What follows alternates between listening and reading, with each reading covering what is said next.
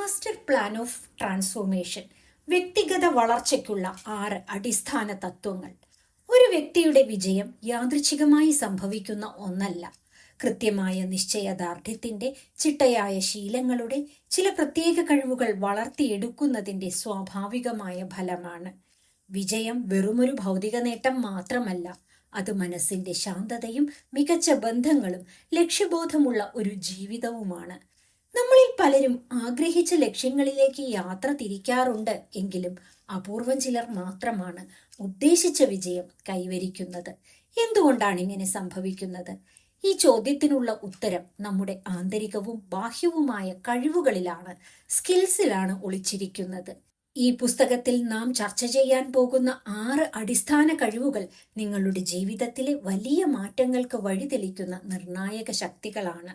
നമ്മുടെ വ്യക്തിത്വത്തെയും ഭാവിയെയും നിർണയിക്കുന്ന ആ 6 പ്രധാന കഴിവുകൾ താഴെ പറയുന്നവയാണ്.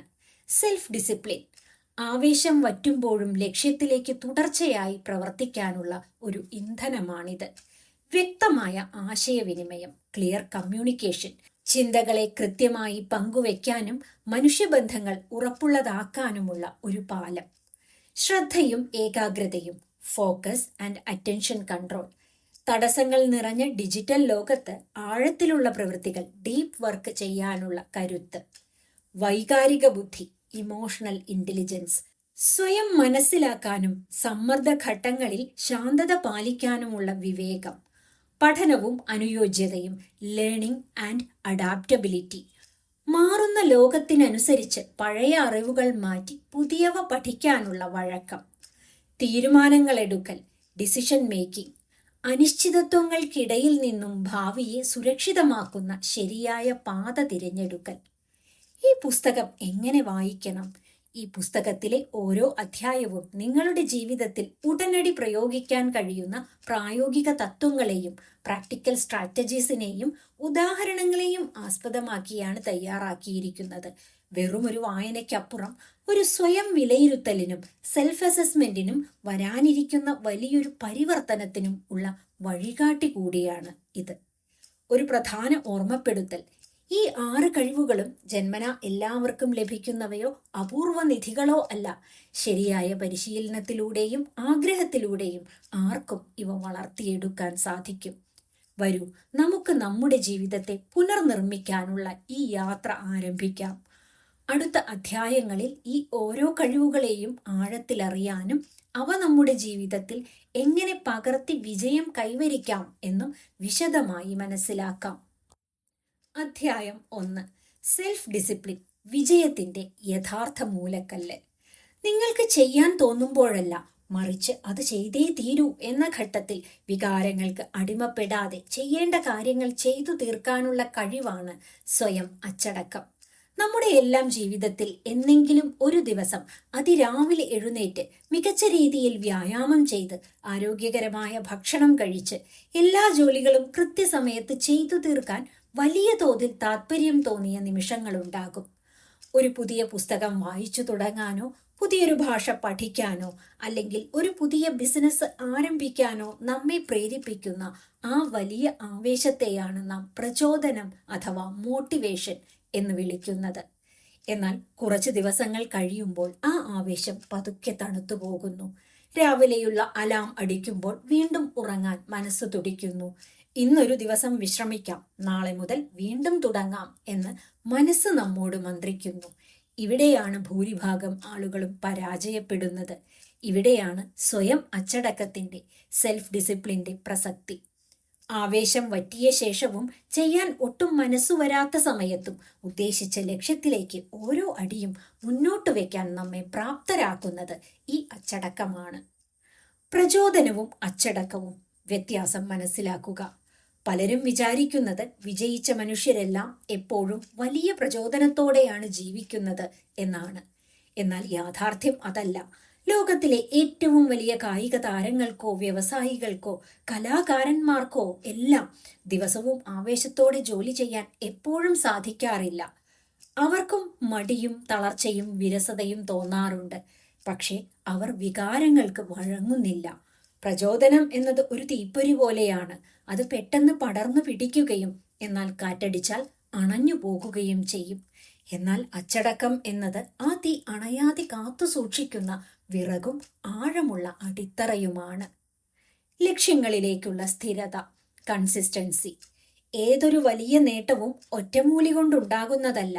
അത് ദിവസേനയുള്ള ചെറിയ ചെറിയ പ്രവർത്തനങ്ങളുടെ ആകെത്തുകയാണ്. സെൽഫ് ഡിസിപ്ലിൻ നിങ്ങളുടെ ജീവിതത്തിൽ സ്ഥിരത അഥവാ കൺസിസ്റ്റൻസി കൊണ്ടുവരുന്നു. ഒരു ദിവസം 10 മണിക്കൂർ വ്യായാമം ചെയ്യുന്നത് നിങ്ങളെ ആരോഗ്യവാനാക്കില്ല. എന്നാൽ ദിവസവും 30 മിനിറ്റ് വീതം തുടർച്ചയായി വ്യായാമം ചെയ്യുന്നത് നിങ്ങളുടെ ശരീരത്തെയും മനസ്സിനെയും മാറ്റിയെടുക്കും. ഒറ്റ രാത്രി കൊണ്ട് പുസ്തകം വായിച്ചു തീർക്കുന്നതിനേക്കാൾ ഫലപ്രദമാണ് ദിവസവും 10 പേജ് വീതം വായിക്കുന്നത്.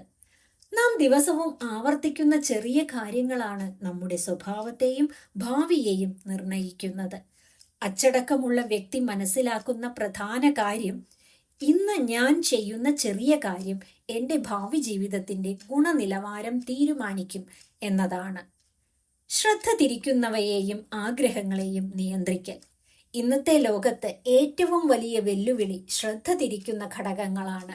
ഡിസ്ട്രാക്ഷൻസ്, സോഷ്യൽ മീഡിയ, അനന്തമായ വിനോദങ്ങൾ, താൽക്കാലിക സുഖങ്ങൾ എന്നിവ നമ്മെ നമ്മുടെ പ്രധാന ലക്ഷ്യങ്ങളിൽ നിന്ന് എളുപ്പത്തിൽ വഴിതിരിച്ചു വിടുന്നുണ്ട്.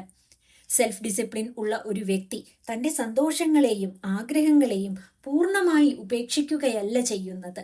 മറിച്ച് വൈകിയുള്ള സംതൃപ്തി, ഡിലേഡ് ഗ്രാറ്റിഫിക്കേഷൻ എന്ന തത്വം ഉപയോഗിക്കുകയാണ് ചെയ്യുന്നത്. ഉദാഹരണത്തിന്, ഇപ്പോൾ സോഷ്യൽ മീഡിയയിൽ സമയം കളയുന്നതാണോ സന്തോഷം, അതോ 1 മണിക്കൂർ ഇരുന്ന് പഠിച്ച് പരീക്ഷയിൽ മികച്ച വിജയം നേടുന്നതാണോ സന്തോഷം? ഇപ്പോൾ ജങ്ക് ഫുഡ് കഴിക്കുന്നതാണോ സന്തോഷം, അതോ ദീർഘകാലം ആരോഗ്യത്തോടെ ജീവിക്കുന്നതാണോ സന്തോഷം? ഉടനടിയുള്ള സുഖങ്ങൾ മാറ്റിവെച്ച് ഭാവിയിലെ വലിയ നേട്ടങ്ങൾക്ക് വേണ്ടി പ്രവർത്തിക്കാനുള്ള മനസ്സിന്റെ കഴിവിനെയാണ് സെൽഫ് ഡിസിപ്ലിൻ എന്ന് പറയുന്നത്. സെൽഫ് ഡിസിപ്ലിൻ വളർത്തിയെടുക്കാൻ 5 പ്രായോഗിക വഴികളാണ് ഇവിടെ നിർദ്ദേശിക്കുന്നത്. സെൽഫ് ഡിസിപ്ലിൻ ജന്മനാ ലഭിക്കുന്ന ഒരു കഴിവല്ല. അത് ഒരു പേശി അഥവാ മസിൽ പോലെയാണ്. ഉപയോഗിക്കും തോറും അത് കൂടുതൽ ശക്തമാകും. അതിനായി പിന്തുടരാവുന്ന ചില ലളിതമായ വഴികൾ താഴെ പറയുന്നവയാണ്. ചെറിയ ലക്ഷ്യങ്ങളിൽ നിന്ന് തുടങ്ങുക. പെട്ടെന്ന് വലിയ മാറ്റങ്ങൾ വരുത്താൻ ശ്രമിക്കരുത്. നിങ്ങളുടെ മനസ്സ് അതിനെ പ്രതിരോധിക്കും. വളരെ ചെറിയ കാര്യങ്ങളിൽ അച്ചടക്കം പാലിച്ചുകൊണ്ട് തുടങ്ങുക. ഉദാഹരണത്തിന്, രാവിലെ എഴുന്നേറ്റയുടൻ കിടക്കവിരികൾ വൃത്തിയായി മടക്കി വയ്ക്കുക. പഠിക്കുന്ന സമയത്ത് ഫോൺ മറ്റൊരു മുറിയിൽ മാറ്റിവെക്കുക. ഈ ചെറിയ വിജയങ്ങൾ നിങ്ങളുടെ മനസ്സിന് വലിയ ആത്മവിശ്വാസം നൽകും. നിങ്ങളുടെ പരിസ്ഥിതി അഥവാ എൻവയൺമെന്റ് മാറ്റുക.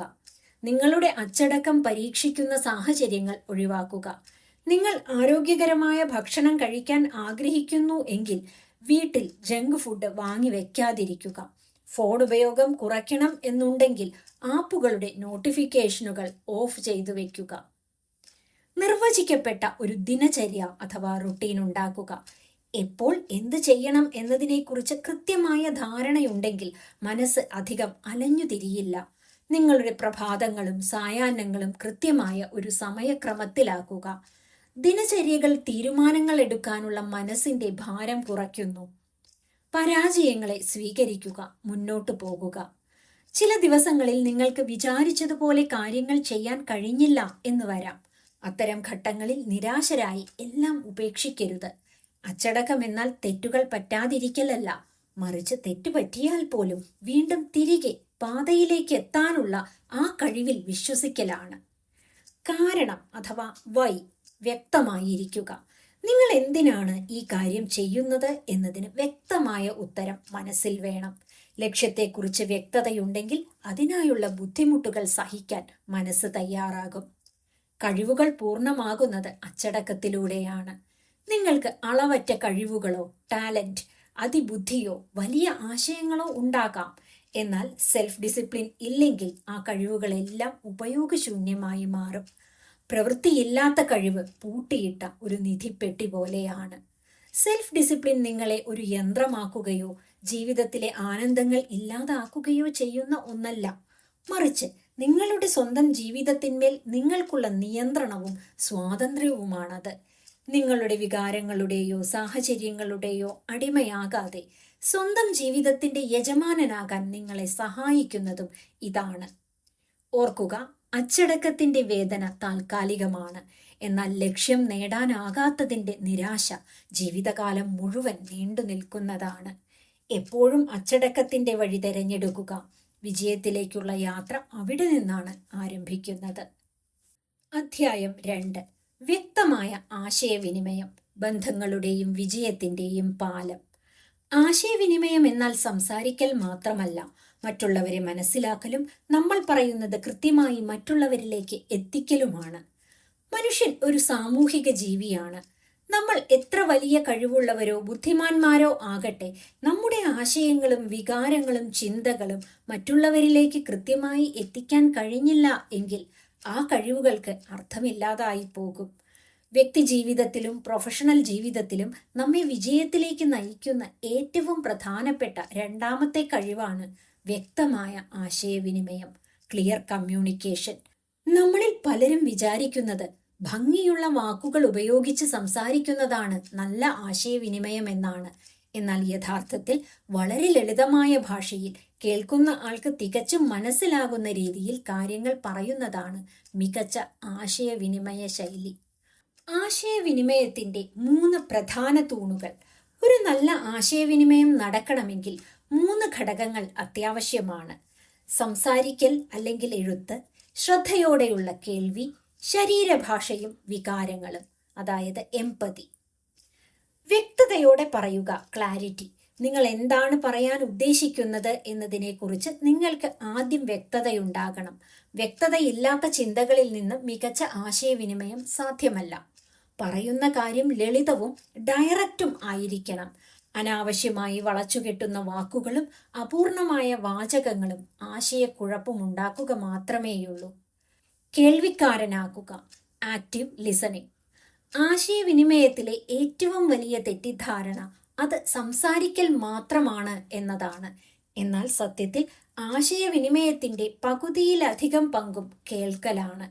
പലരും മറ്റൊരാൾ പറയുന്നത് കേൾക്കുന്നത് അവർക്ക് മറുപടി കൊടുക്കാൻ വേണ്ടിയാണ്, മറിച്ച് ആ വ്യക്തിയെ മനസ്സിലാക്കാൻ വേണ്ടിയല്ല. കേൾക്കുന്നയാൾക്ക് നിങ്ങളുടെ മുഴുവൻ ശ്രദ്ധയും നൽകുക. ശരീരഭാഷ, ബോഡി ലാംഗ്വേജ്. നമ്മൾ ഉപയോഗിക്കുന്ന വാക്കുകളേക്കാൾ കൂടുതൽ കാര്യങ്ങൾ നമ്മുടെ ശരീരഭാഷ സംസാരിക്കുന്നുണ്ട്. നേരെ നോക്കി സംസാരിക്കൽ, ഐ കോണ്ടാക്ട്, പുഞ്ചിരി, ശാന്തമായ ഇരിപ്പും നിൽപ്പും, ഇവയെല്ലാം നിങ്ങൾ പറയുന്നത് കൂടുതൽ വിശ്വസനീയമാക്കുന്നു. വ്യക്തിബന്ധങ്ങളിലും പ്രൊഫഷണൽ ജീവിതത്തിലും ഉള്ള പ്രാധാന്യം.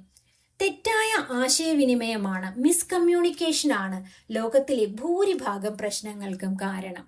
കുടുംബങ്ങളിലെ വഴക്കുകൾ, ഓഫീസുകളിലെ തെറ്റിദ്ധാരണകൾ, സൗഹൃദങ്ങൾ തകരുന്നത് ഇതിന്റെയെല്ലാം മൂല കാരണം പറയേണ്ട കാര്യങ്ങൾ ശരിയായ രീതിയിൽ പറയാതിരിക്കുകയോ പറഞ്ഞ കാര്യങ്ങൾ തെറ്റായി വ്യാഖ്യാനിക്കപ്പെടുകയോ ചെയ്യുന്നതാണ്.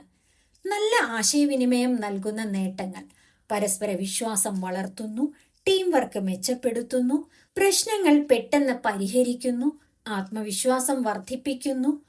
മോശം ആശയവിനിമയം ഉണ്ടാക്കുന്ന ആഘാതം ബന്ധങ്ങളിൽ സംശയവും അകൽച്ചയും ഉണ്ടാക്കുന്നു, ജോലികളിൽ ആശയക്കുഴപ്പവും സമയനഷ്ടവും വരുത്തുന്നു, ചെറിയ പ്രശ്നങ്ങളെ വലിയ തർക്കങ്ങളാക്കുന്നു, കഴിവുണ്ടെങ്കിലും അവസരങ്ങൾ നഷ്ടപ്പെടുത്തുന്നു.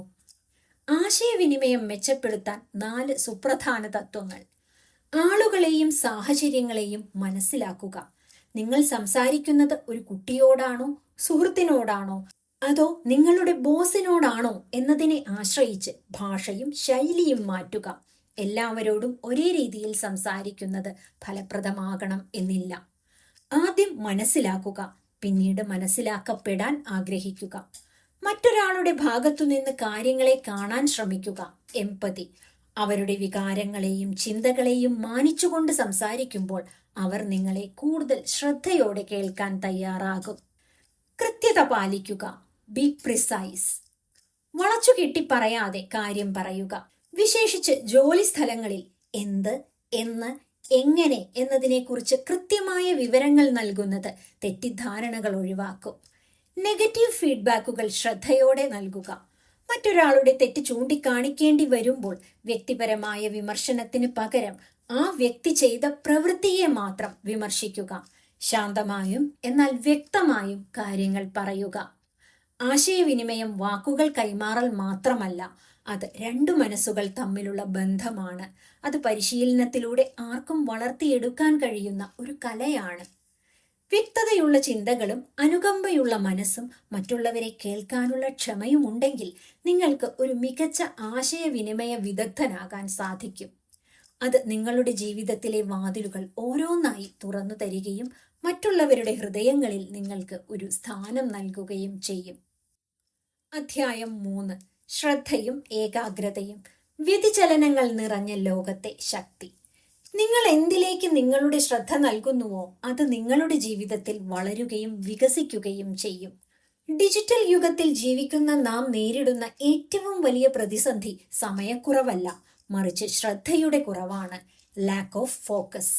ഓരോ നിമിഷവും നമ്മുടെ ശ്രദ്ധ കവരാൻ ആയിരക്കണക്കിന് കാര്യങ്ങൾ മത്സരിച്ചുകൊണ്ടേയിരിക്കുന്നു.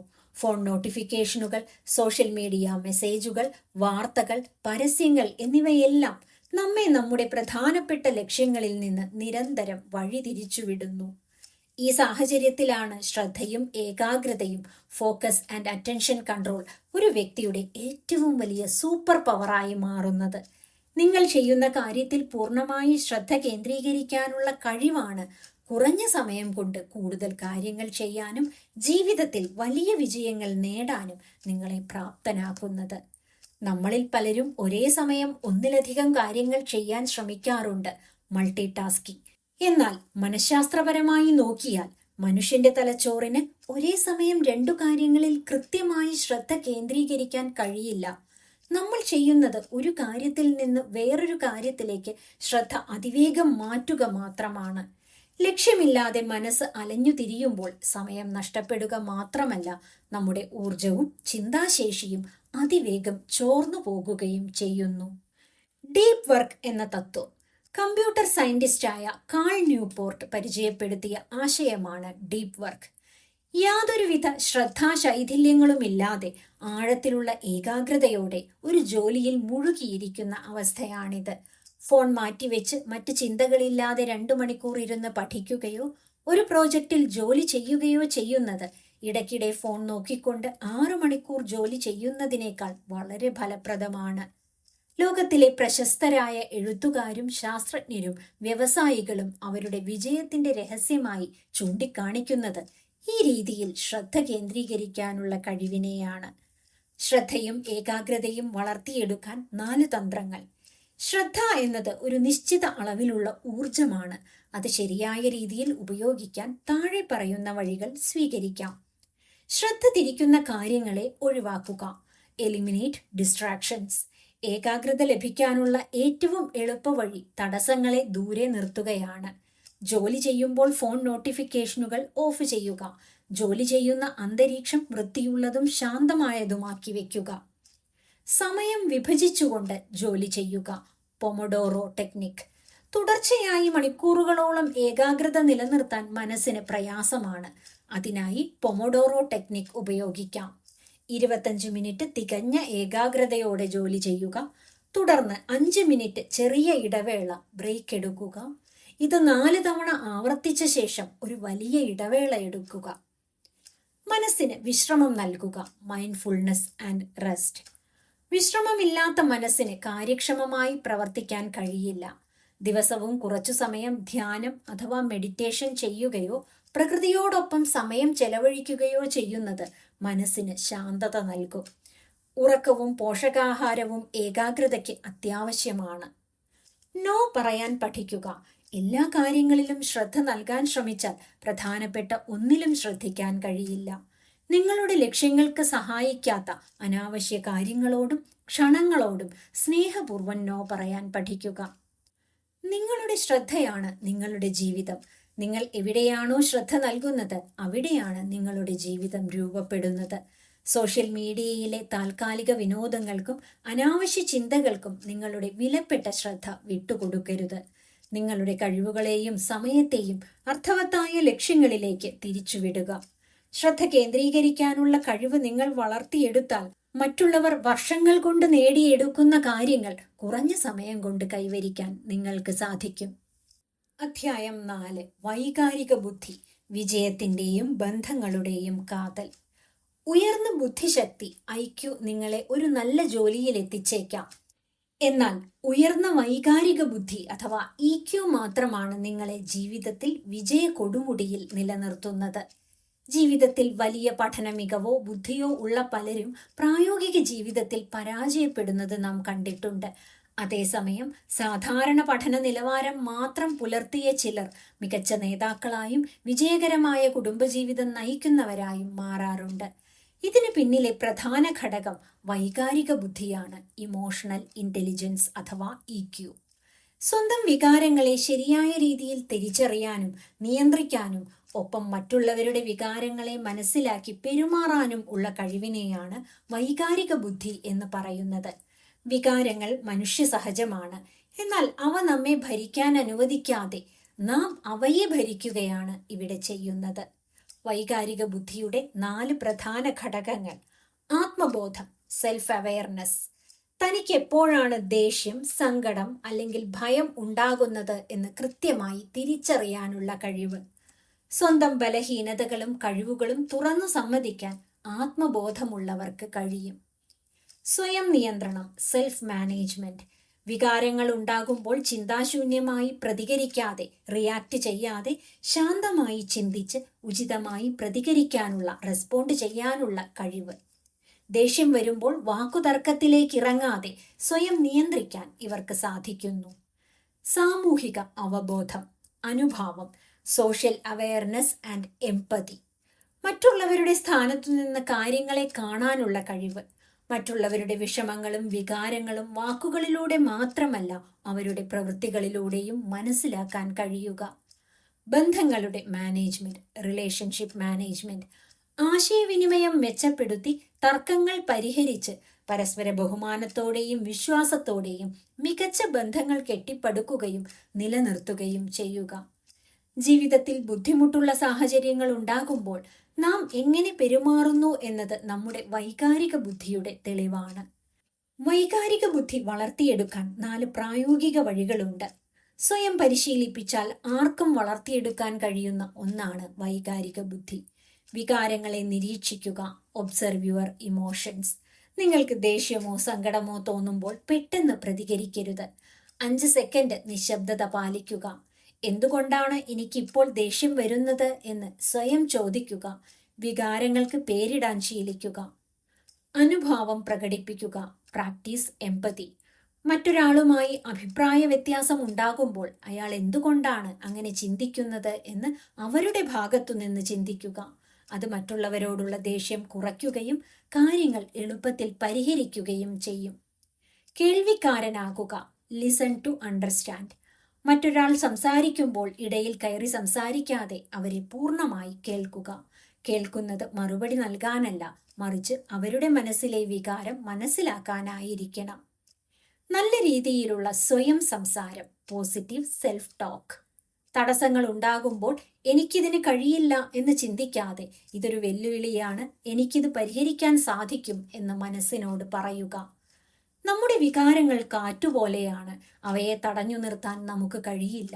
എന്നാൽ ആ കാറ്റിൽ നമ്മുടെ ജീവിതമാകുന്ന തോണി ഏത് ദിശയിലേക്ക് നയിക്കണം എന്ന് തീരുമാനിക്കാൻ നമുക്ക് കഴിയും.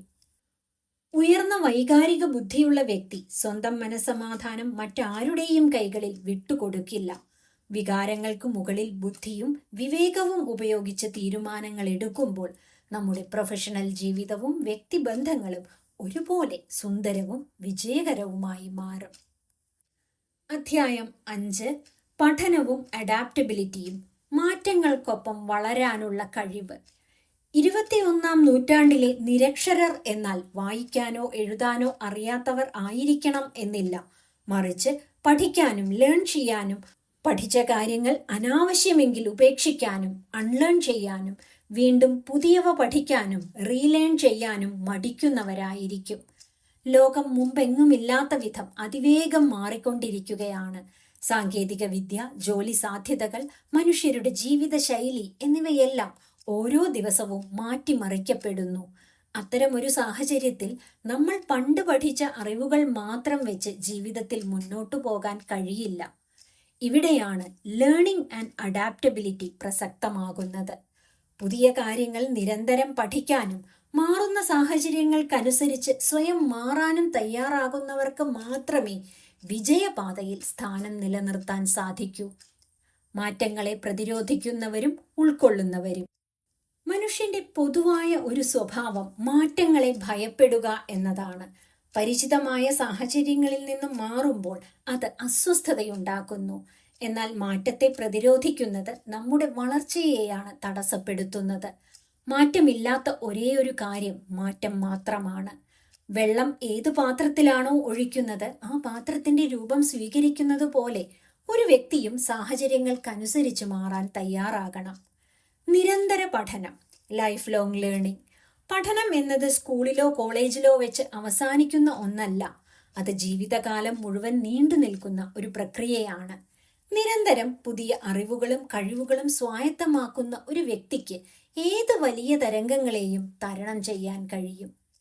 നിരന്തര പഠനത്തിന് പ്രധാനമായും 3 ഘട്ടങ്ങളുണ്ട്. ലേൺ, പുതിയ അറിവുകളും കഴിവുകളും ഉണ്ടാക്കുക. അൺലേൺ, കാലഹരണപ്പെട്ടതും പ്രയോജനമില്ലാത്തതുമായ പഴയ ചിന്തകൾ ഉപേക്ഷിക്കുക. റീലേൺ, മാറുന്ന ലോകത്തിനനുസരിച്ച് പുതിയ കാര്യങ്ങൾ പുതിയ രീതിയിൽ വീണ്ടും പഠിക്കുക. പരമ്പരാഗത രീതിയിൽ മാത്രം ബിസിനസ് ചെയ്തിരുന്ന ഒരാൾ ഡിജിറ്റൽ മാർക്കറ്റിംഗും ഓൺലൈൻ സാങ്കേതിക വിദ്യകളും പഠിച്ചെടുത്ത് ബിസിനസ് മാറ്റിയെടുക്കുന്നത് ഈ തത്വത്തിന്റെ പ്രയോഗമാണ്.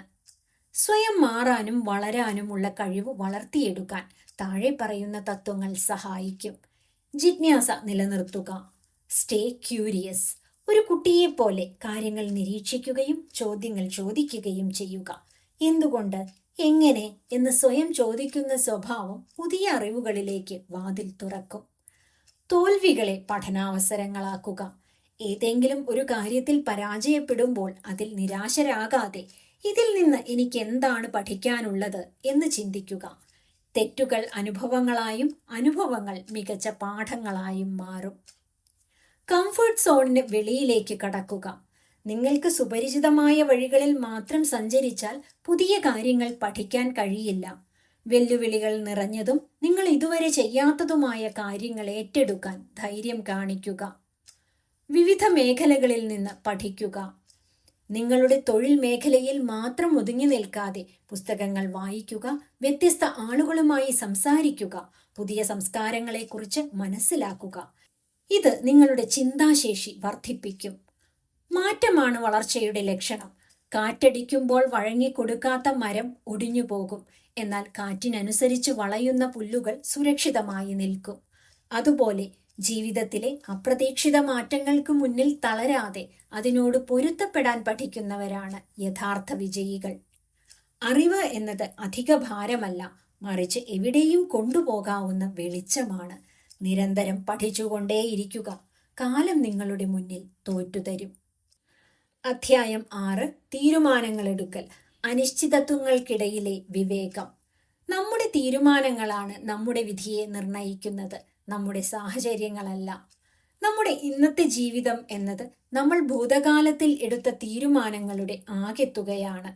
അതുപോലെ നമ്മൾ ഇന്നെടുക്കുന്ന തീരുമാനങ്ങളാണ് നമ്മുടെ ഭാവിയെ രൂപപ്പെടുത്തുന്നത്. അനുദിനം ആയിരക്കണക്കിന് ചെറുതും വലുതുമായ തീരുമാനങ്ങൾ എടുക്കേണ്ട സാഹചര്യം ഓരോ വ്യക്തിക്കുമുണ്ട്. അതിൽ പ്രൊഫഷണൽ കാര്യങ്ങൾ, സാമ്പത്തിക വിഷയങ്ങൾ, വ്യക്തിബന്ധങ്ങൾ, ആരോഗ്യപരമായ മുൻഗണനകൾ എന്നിവയെല്ലാം ഉൾപ്പെടുന്നു. എന്നാൽ പൂർണ്ണമായ വിവരങ്ങളോ ഉറപ്പോ ഇല്ലാത്ത അനിശ്ചിതത്വങ്ങൾ നിറഞ്ഞ സാഹചര്യങ്ങളിൽ, അൺസർട്ടനിറ്റിയിൽ ശരിയായ തീരുമാനങ്ങൾ എടുക്കാനുള്ള കഴിവാണ് ഡിസിഷൻ മേക്കിംഗ്. ഒരു മികച്ച നേതാവിനെയും സാധാരണക്കാരനെയും തമ്മിൽ വേർതിരിക്കുന്നത് ഈ കഴിവാണ്. നല്ല തീരുമാനങ്ങളും മോശം തീരുമാനങ്ങളും. പലരും വിചാരിക്കുന്നത് ഫലം നല്ലതാണെങ്കിൽ ആ തീരുമാനം നല്ലതായിരുന്നു എന്നാണ്. എന്നാൽ അതല്ല യാഥാർത്ഥ്യം. ഭാഗ്യം കൊണ്ട് ചില മോശം തീരുമാനങ്ങൾ നല്ല ഫലം തന്നേക്കാം. അതുപോലെ കൃത്യമായ പ്ലാനിങ്ങോടെ എടുത്ത നല്ല തീരുമാനങ്ങൾ അപ്രതീക്ഷിത സാഹചര്യങ്ങൾ കൊണ്ട് ചിലപ്പോൾ പരാജയപ്പെട്ടേക്കാം. ഒരു നല്ല തീരുമാനം എന്നാൽ ലഭ്യമായ വിവരങ്ങളും യാഥാർത്ഥ്യങ്ങളും വെച്ച് പരിശോധിച്ചതും വൈകാരിക സമ്മർദ്ദങ്ങൾക്കടിപ്പെടാതെ എടുത്തതും ദീർഘകാല പ്രത്യാഘാതങ്ങൾ കൂടെ ചിന്തിച്ച് എടുത്തതുമായിരിക്കും. ശരിയായ തീരുമാനങ്ങളിലെത്താൻ മനസ്സിന് തടസ്സമാകുന്ന ചില ഘടകങ്ങളുണ്ട്. തീരുമാനമെടുക്കാനുള്ള ഭയം, അനാലിസിസ് പാരാലിസിസ്. വിവരങ്ങൾ അമിതമായി വിശകലനം ചെയ്ത് എന്ത് തിരഞ്ഞെടുക്കണം എന്നറിയാതെ കാര്യങ്ങൾ നീട്ടിക്കൊണ്ടുപോകുന്ന അവസ്ഥയാണിത്. ശരിയായ നിമിഷത്തിനായി കാത്തിരുന്ന് അവസരങ്ങൾ നഷ്ടപ്പെടുത്താൻ ഇത് കാരണമാകുന്നു. തീരുമാനമെടുക്കുന്നതിനുള്ള ബുദ്ധിമുട്ട്, ഡിസിഷൻ ഫറ്റീഗ്. ഒരു ദിവസം തുടർച്ചയായി ഒരുപാട് കാര്യങ്ങളിൽ തീരുമാനമെടുക്കുമ്പോൾ വൈകുന്നേരമാകുമ്പോഴേക്കും മനസ്സ് തളരുകയും ചിന്തിക്കാതെ മോശം തീരുമാനങ്ങൾ എടുക്കാൻ തുടങ്ങുകയും ചെയ്യുന്നു. വൈകാരികമായ സമ്മർദ്ദം, അമിതമായ ഭയം, ആശങ്ക അല്ലെങ്കിൽ ആവേശം എന്നിവ ചിന്താശേഷിയെ മറയ്ക്കുന്നു. ബുദ്ധിപൂർവമായ തീരുമാനങ്ങളിൽ എത്തുവാൻ താഴെ പറയുന്ന തത്വങ്ങൾ ഉപയോഗിക്കാം. പ്രശ്നം വ്യക്തമാക്കുക, വഴി അല്ലെങ്കിൽ സാധ്യതകൾ കണ്ടെത്തുക, പ്രത്യാഘാതങ്ങൾ വിലയിരുത്തുക, പഠിക്കുകയും പ്രവർത്തിക്കുകയും ചെയ്യുക. 10-10-10 നിയമം ഉപയോഗിക്കുക. ഒരു തീരുമാനമെടുക്കാൻ ബുദ്ധിമുട്ട് തോന്നുമ്പോൾ സ്വയം ചോദിക്കുക, ഈ തീരുമാനം കൊണ്ട് 10 മിനിറ്റിനുള്ളിൽ എനിക്ക് എന്തു തോന്നും? 10 മാസങ്ങൾക്ക് ശേഷം ഇതിന്റെ പ്രത്യാഘാതം എന്തായിരിക്കും? 10 വർഷങ്ങൾക്ക് ശേഷം ഇതിന് എൻ്റെ ജീവിതത്തിൽ എത്രത്തോളം പ്രാധാന്യമുണ്ടാകും? ഇത് താൽക്കാലിക വികാരങ്ങളെ മാറ്റി നിർത്തി ദീർഘകാല കാഴ്ചപ്പാട് നൽകുന്നു. ഗുണങ്ങളും ദോഷങ്ങളും പട്ടികപ്പെടുത്തുക, പ്രോസ് ആൻഡ് കോൺസ്. ഒരു തീരുമാനം എടുക്കുമ്പോൾ അതിലൂടെ ലഭിക്കുന്ന നേട്ടങ്ങളും ഉണ്ടായേക്കാവുന്ന നഷ്ടങ്ങളും ഒരു കടലാസിൽ എഴുതി താരതമ്യം ചെയ്യുക. ഇത് വ്യക്തമായ ചിത്രം നൽകും. വിവരങ്ങളും യുക്തിയും കൂട്ടിയിണക്കുക. ലഭ്യമായ വിവരങ്ങളെയും വസ്തുതകളെയും വിശകലനം ചെയ്യുക. ഒപ്പം നിങ്ങളുടെ അനുഭവം നൽകുന്ന ഉള്ളിലെ ശബ്ദത്തെയും ഇൻറ്റ്യൂഷനെയും ശ്രവിക്കുക. വിവരങ്ങളും അന്തർജ്ഞാനവും സമന്വയിക്കുമ്പോഴാണ് മികച്ച തീരുമാനങ്ങൾ ഉണ്ടാകുന്നത്. ഉത്തരവാദിത്തം ഏറ്റെടുക്കുക. എടുത്ത തീരുമാനം തെറ്റായി പോയാലും അതിന്റെ ഉത്തരവാദിത്തം പൂർണ്ണമായി ഏറ്റെടുക്കുക. പരാജയങ്ങളിൽ നിന്ന് പാഠം ഉൾക്കൊണ്ട് അടുത്ത തവണ കൂടുതൽ മെച്ചപ്പെട്ട തീരുമാനങ്ങൾ എടുക്കുക. തീരുമാനങ്ങൾ എടുക്കാതിരിക്കുന്നതും ഒരു തീരുമാനമാണ്. പക്ഷേ അത് നിങ്ങളുടെ ജീവിതത്തിന്റെ നിയന്ത്രണം മറ്റുള്ളവർക്ക് അല്ലെങ്കിൽ സാഹചര്യങ്ങൾക്ക് വിട്ടുകൊടുക്കലാണ്. തെറ്റായ തീരുമാനങ്ങളെ ഭയന്ന് മുന്നോട്ടു പോകാതിരിക്കരുത്. നിശ്ചയദാർഢ്യത്തോടെയും വിവേകത്തോടെയും തീരുമാനങ്ങൾ എടുക്കുക. നല്ല തീരുമാനങ്ങൾ നിങ്ങളുടെ ജീവിതത്തിന് വ്യക്തമായ ദിശയും സുരക്ഷിതത്വവും നൽകും, വിജയത്തിലേക്ക് നയിക്കുകയും ചെയ്യും. മാസ്റ്റർ പ്ലാൻ ഓഫ് ട്രാൻസ്ഫോർമേഷനിലൂടെ നമ്മൾ ചർച്ച ചെയ്ത 6 അടിസ്ഥാന തത്വങ്ങൾ ഏതൊരു വ്യക്തിയുടെയും ജീവിതത്തെ സമൂലം മാറ്റിമറിക്കാൻ പര്യാപ്തമാണ്. ജന്മനാ ലഭിക്കുന്ന കഴിവുകൾക്കുപരി കൃത്യമായ പരിശീലനത്തിലൂടെയും ആത്മസമർപ്പണത്തിലൂടെയും ആർക്കും ആർജിച്ചെടുക്കാവുന്ന ഈ ശീലങ്ങൾ വെറുമൊരു ഭൗതിക വിജയത്തിനപ്പുറം മനസ്സിന്റെ ശാന്തതയും ലക്ഷ്യബോധവും ഉള്ള ജീവിതം ഉറപ്പാക്കുന്നു. വികാരങ്ങൾക്കും താത്കാലിക സാഹചര്യങ്ങൾക്കും അടിമപ്പെടാതെ സ്വന്തം ജീവിതത്തിന്റെ യജമാനനാകാൻ നിങ്ങളെ പ്രാപ്തരാക്കുന്ന ഈ തത്വങ്ങൾ ഇന്നു മുതൽ ജീവിതത്തിൽ പകർത്തി തുടങ്ങുക.